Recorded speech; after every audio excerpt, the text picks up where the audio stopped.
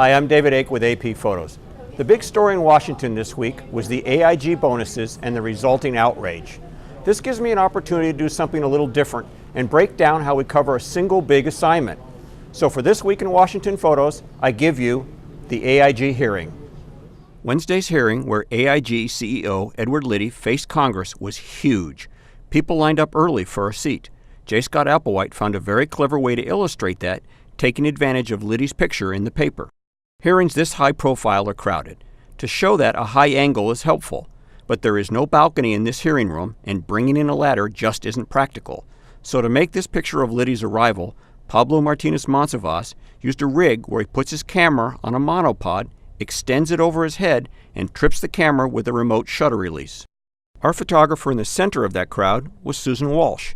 She starts off with this photo of Edward Liddy looking over at protesters as he arrives in the hearing room.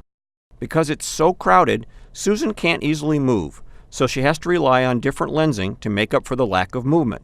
Here she uses a medium telephoto to make Liddy looking over his glasses before starting his testimony. But first, Congressman Barney Frank has some opening questions.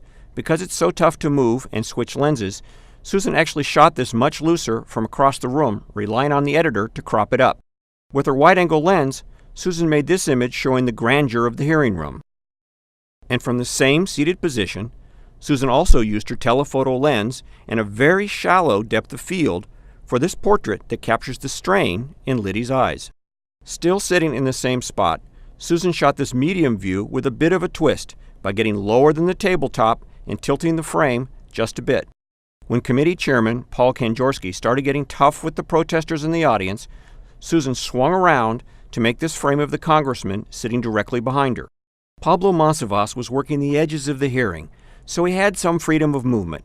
He was able to get behind Liddy and make this photo of Congressman Carolyn Maloney asking questions.